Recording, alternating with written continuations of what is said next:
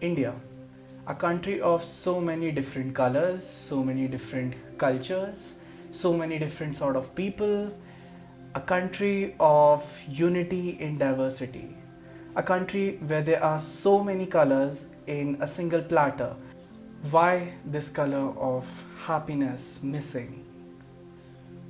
In India, we are getting more sad day by day. India is getting more depressed. People are more suffering with mental health disorders, and still, we are not very keen to take care about it, to take responsibility of our own minds. We are the country which develops so many philosophies and ideas about the mental health, mind, the structure of human personality, mind, spirituality, chakra system, so many philosophies and ideas we developed. But still, today we are missing out in taking care of our own mental health, of our own emotional and mental being. This is not a change that just came in one day. We had a lot of ways and strategies and things to deal with our mind, but then through social changes in the country, they started becoming isolated. They were more limited to just one segment of people, and then the ritualism entered. It just made things more about the superstition or just about worshipping a particular class of people, not about taking care of ourselves. The benefits that we were supposed to get out of our practices, out of our traditional and cultural knowledge, that stopped coming because of this social change, this ideological change, the ritualism that entered the culture.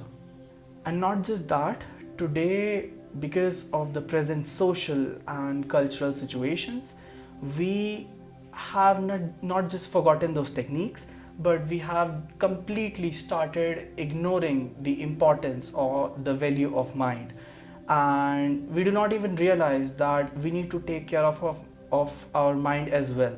We think that okay, we can see our body, whatever happens with this body, maximum people can just take care of the body. People do not even think about their mind.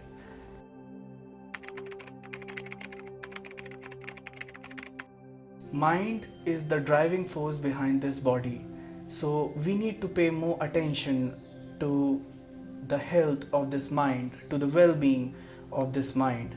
But then why don't we pay attention to it? There can be a number of reasons why the health of the mind or the emotional being is often ignored. There is this concept of Superman personalities. In a country like India, we are often taught to be a strong Superman person, a person who can take care of everything by themselves, which is not right. We as human beings, sometimes we fall weak, we feel powerless, and we do not have sufficient courage to take care of our lives. At that time, we are supposed to seek help, which is not a very comfortable concept in India. In India, we are taught that okay, you can take care of everything that's going on with you. The idea of human race being in a social structure was because we were imperfect people and we needed help. We didn't need to isolate ourselves and deal with everything by ourselves. So, a social structure was supposed to help us, not prevent us from being well or happy. This social stigma that if you are suffering from a mental health issue or if you're actually feeling weak, this is a bad thing. So this needs to go. This is not a very nice belief or an idea that we should have. The other reason which prevents people from seeking help when they are suffering from some mental health issue is that in a country like India, we are very habitual of giving advices.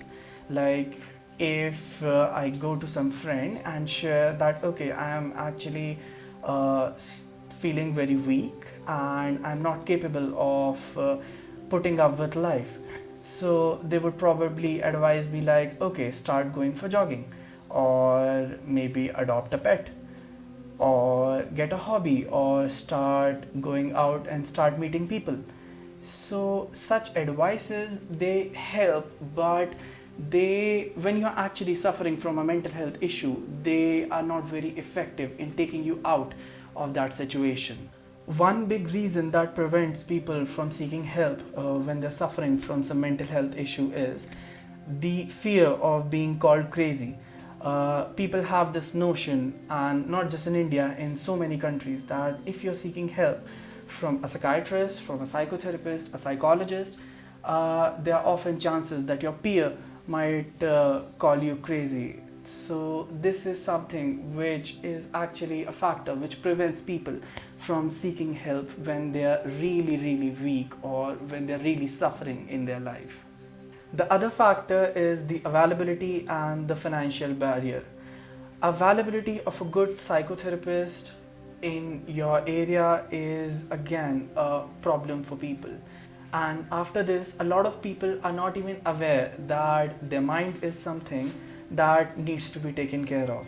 I have met very high reputed people in my life, and the question they have after knowing that, okay, I'm a therapist, that okay, does this psychology thing works? I know this question sounds funny to me, but then a lot of people, I realize, are not even aware that, okay, psychology, or there are ways that you can actually seek help. And when you're feeling weak or when you're really suffering internally, you can get rid of it. So this awareness factor needs to be there, that more people need to know that, okay, their mind is something that needs to be taken care of, and there are techniques, there are ways, there are therapies. I've often heard elders in this country saying that हमारे समय में तो कुछ mental health नहीं होता था, हमारे समय में तो कोई डिप्रेशन नहीं होता था, बट देन उनके समय की वजह से ही people produced a lot of broken babies who are now right now suffering. So no matter, your older generation thinks that, okay, there is nothing like depression or bipolar or some mental health issue, you need to go out and seek help, no matter what others think about you, no matter even if they call you crazy. If you feel weak, you need to seek help.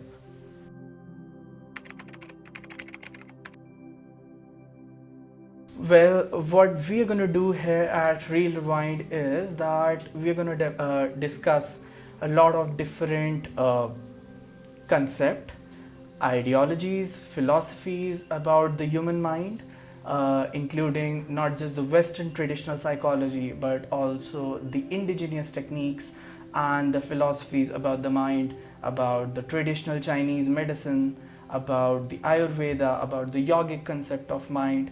We're going to cover so many different philosophies across the globe in order to study how does the mind work. And we will also discuss the different techniques that you can practice by yourself till the time you decide to finally go and seek help through a therapist. A lot of people complain that they don't feel very comfortable with the Western system of psychology or psychiatry. So we are also going to discuss these different techniques and approaches, like the take of acupuncture or the Chinese system about the human mind, or the Ayurvedic system about the human mind, or the Japanese or the Tao philosophy about the mind, so that you can know about so many different things that are available and you can choose from any one of them. So do not forget to like, share and subscribe, and always know that your mind has a delete button.